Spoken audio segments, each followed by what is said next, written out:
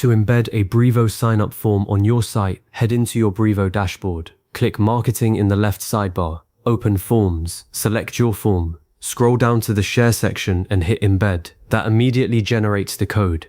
Copy the entire snippet, then paste it into an HTML or embed block on the page where you want the form to appear. Save and publish. That's the whole process in about 30 seconds. The form is now live and collecting subscribers.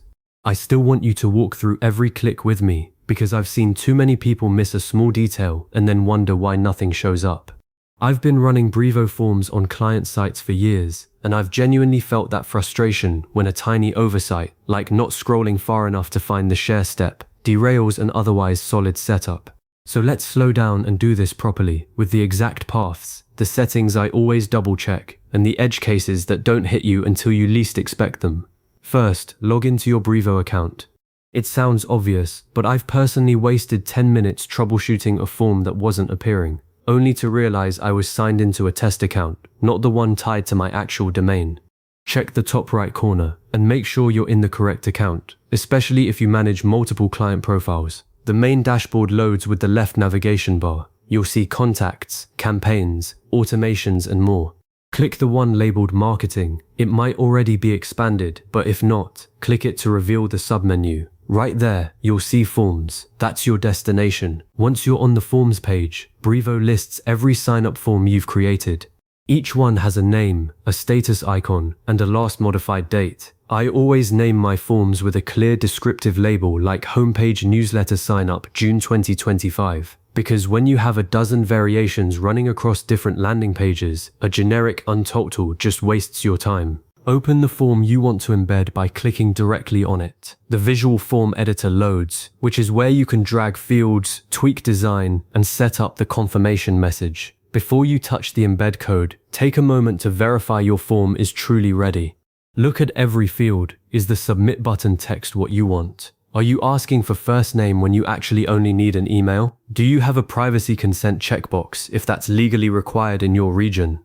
I once skipped that check on a German site, and we had to rework the whole integration late into the night because GDPR consent wasn't properly mapped. Save yourself that headache and confirm the form's fields and compliance settings right now.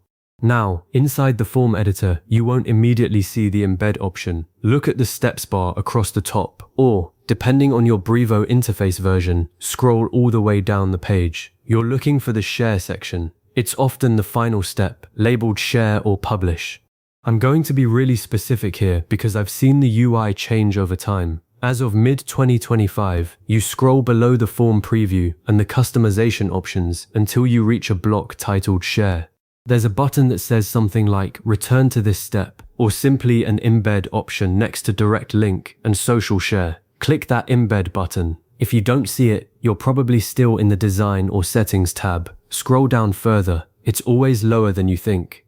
The moment you click Embed, Brevo instantly generates a block of JavaScript. It's not an iframe unless you specifically switch to that option. The default is the modern JavaScript snippet, which loads the form asynchronously and won't block your page speed.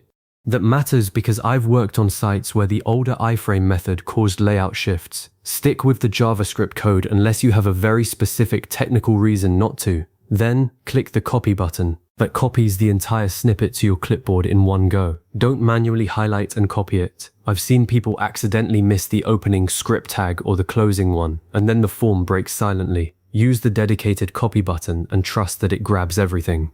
Now switch over to your website editor. This could be a content management system like WordPress, a page builder like Elementor or Squarespace, or a raw HTML file. Where exactly you paste it matters. If you're on WordPress, you'll typically open the page or post, add a custom HTML block, and paste the code there. In Wix, you drag in the embed code box, paste it, and adjust the width. In Squarespace, use a code block. In Shopify, drop it into an HTML section within the page builder. In every case, you want to place the code inside the body area where you want the form to render. One detail I always check: set the container's width to something sensible, like 100% with a maximum of 600 pixels. The Brevo form is responsive by default, but if you jam it into a tiny sidebar, it can look cramped, so give it enough horizontal room. After pasting, save your changes and then publish or update the page. Don't just assume it'll work. Go to the actual live URL in a fresh browser, preferably a private or incognito window, so you see it as a first-time visitor would. You should see your sign-up form rendered right there. Now, test it.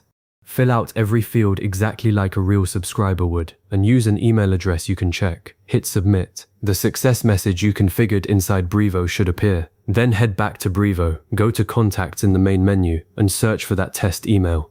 It should appear instantly or within a few seconds. I also check that the contact list assignment is correct, because inside the form builder under settings, you define which list new subscribers land in. If that's pointing to the wrong list, all your effort just pours contacts into a black hole. One more thing that trips people. If you later make changes to the form inside Brevo, say you add a new field or change the font, those updates happen automatically on the embedded form.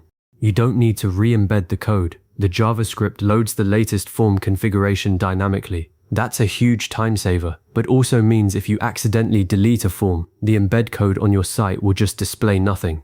So, keep your form active, and don't delete it unless you've removed the code from your site too.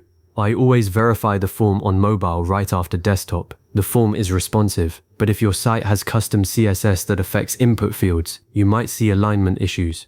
Open the page on your phone, tap the fields, and submit a second test entry. This catches most functional bugs. I also like to wait a few hours and then check that the test contact didn't trigger any unwanted automations, especially if your welcome email is set up. In Brevo, the moment a contact submits the form, they become active and can trigger any workflow you've connected to that list. So it's smart to glance at your automations and confirm the right series starts when you expect it to. From a lead generation perspective, where you place the form on the page matters a lot. I've seen conversion jump when I move the form above the fold, maybe just below a compelling headline. Don't bury it at the bottom of a long page unless you have a very clear visual cue that there's a form down there. Test different placements if you can, but for now, just get the embed working cleanly. That's it. You've now embedded a Brevo sign-up form, verified it works, tested on desktop and mobile, and confirmed the data is landing in the right contact list. This is the fastest way to grow your mailing list without sending visitors off your site.